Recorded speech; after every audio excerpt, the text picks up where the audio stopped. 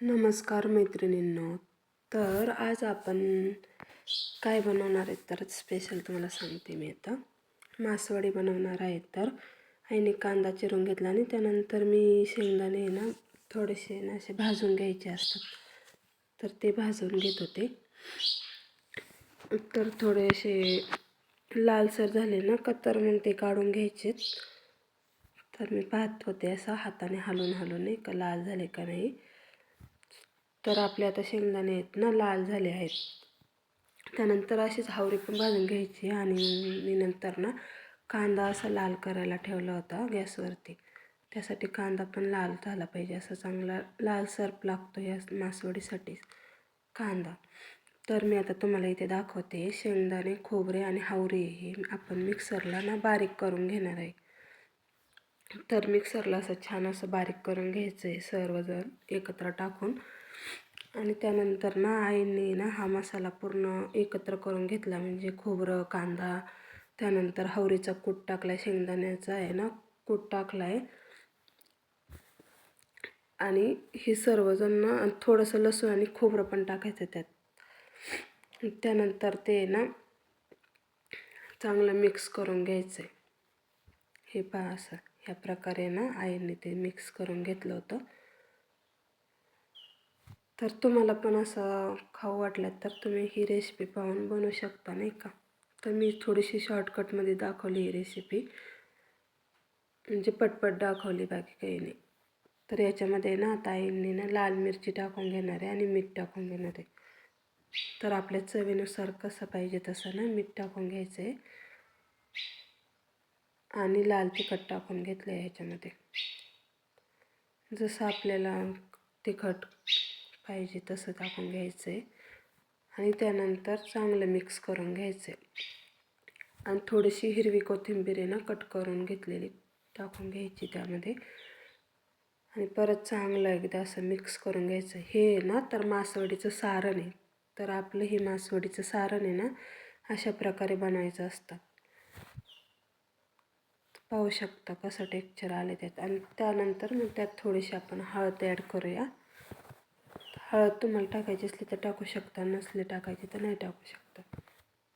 तर आता हे ना आपण बेसनचं वाटण तयार करून घेऊया. तर जिरे, लाल मिरची आणि लसूण आहे, तर हे मी मिक्सरला आहे ना आता बारीक करून घेणार आहे. हे बघा ह्या प्रकारे. आणि आईने ना पातेल्यात तेल टाकलं आहे, हे बेसनसाठी ठेवलेलं आहे. तर याच्यामध्ये ते वाटलेली मिरची ना मिरची टाकून घ्यायची याच्यामध्ये. आणि जसं म्हणजे आता पाहिजे आपल्याला ना पाणी वगैरे ते बेसन हटण्यासाठी पाहिजे असतं, तर ना आईने ह्या प्रकारे टाकून घेतलं आहे पाणी त्यामध्ये. आणि आता बेसन पीठ टाकून घेत आहेत.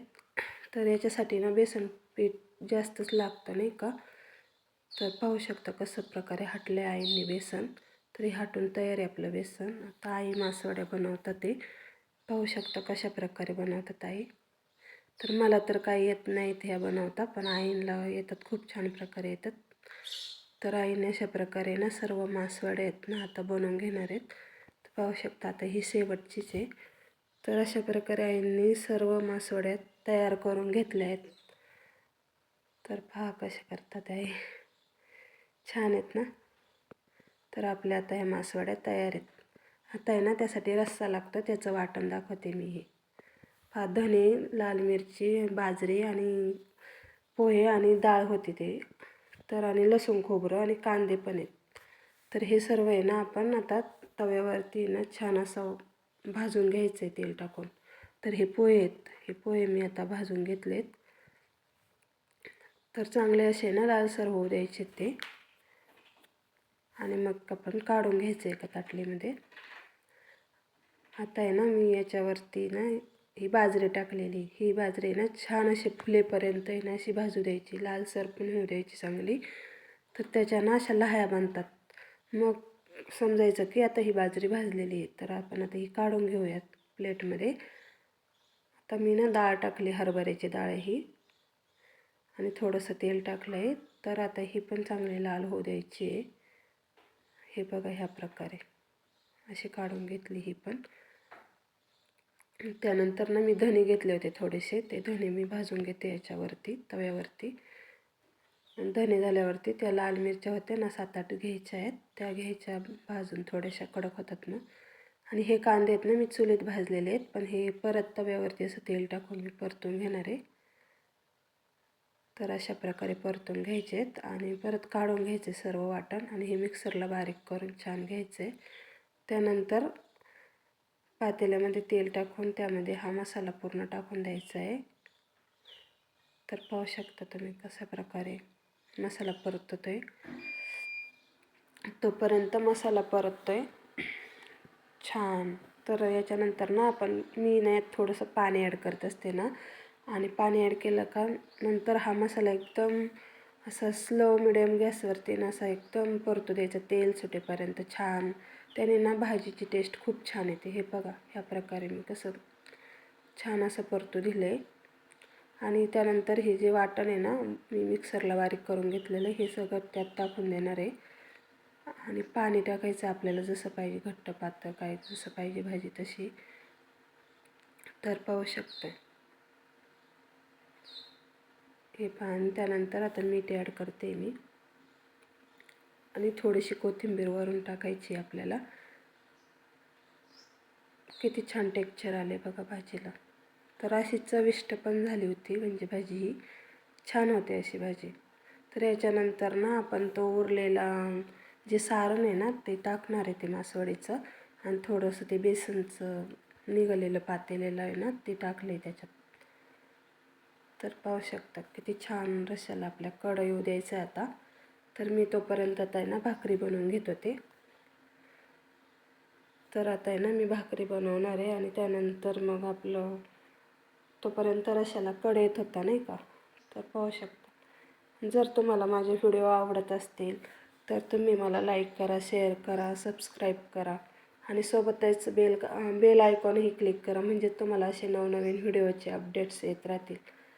तर तोपर्यंत आता आपल्या भाकरी तयार होत आहेत. तर पाहू शकता मी अशी भाकरी बनवते. तुम्ही कशा बनवता? तर मला अशाच येतात बनवता. तर पाहू शकता मी शक्यतो जास्त पातळ नाही बनवत भाकरी, मला थोडीशी जाडच आवडते. ह्या प्रकारे अशा बनवायच्या. तर याच्यासोबत ना बाजरीची भाकरी छान लागते मासवडी आणि रस्सासोबत खायला नाही का. तर म्हटलं आता चला पटपट ना भाकरी बनवून घेऊया. तोपर्यंत ना आज आमचे आहेत ना ताई ते येणार होते, म्हणून आम्ही ही मासवडी बनवली होती. तर म्हटलं त्यांना येईपर्यंत होऊन जातील नाही का भाकरी वगैरे. तर तोपर्यंत भाकरी बनवत होते मी. तर आता त्यांचा येण्याचा टाईम झालाच होता, पण आम्ही ना आज खूप घाई गडबडीत बनवल्या नाही का मासवड्या. त्यांचा अचानक फोन आला की आम्ही येतो आहे म्हणून. तर म्हटलं आता काय बनवावं म्हणून ना पटकन म्हटलं चला मासवड्याच बनवूया. बरेच दिवस झाले तर बनवलेच नव्हत्या, तर म्हटलं बनवूया. तर आम्ही ना खूप पटपट केलं हे. 2 तासामध्ये सर्व आवरून घेतलं. तर कारण जास्त वेळच नव्हता, त्यामुळे काय माहिती आता कशा झाल्यात, पण तरी पण मला वाटतं खूप छान झाले असतात, कारण घाईत बनवलेलं कधी पण छानच होतं. चल तोपर्यंत मी आता डबा वगैरे ठेवून देते. भाकरी भाजते आहे, म्हटलं नको पसारा जास्त ठेवायला नाही का. तर मला असं ना पटपट पसारा आवरलेला आवडतो, जास्त राडा वगैरे नको. तर आता आमचे ताईन ते आले तर तुम्हाला दाखवते. हे पहा आता ते राहिलेली भाकरी भाजून घेते आणि आता आपण बघू शकतो. आता थोड्याच वेळात मी तुम्हाला दाखवणार आहे. तर कसं म्हणजे कशी झाली आहे तोपर्यंत आता कड आलाच असेल भाजीला. मासवडी आणि रस्सा आणि मासवडी कशी झाली पहा.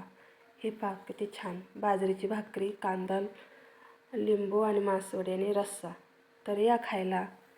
जर तुम्हाला माझी मासवडीची रेसिपी आवडली असली तर नक्की लाईक करा आम्हाला.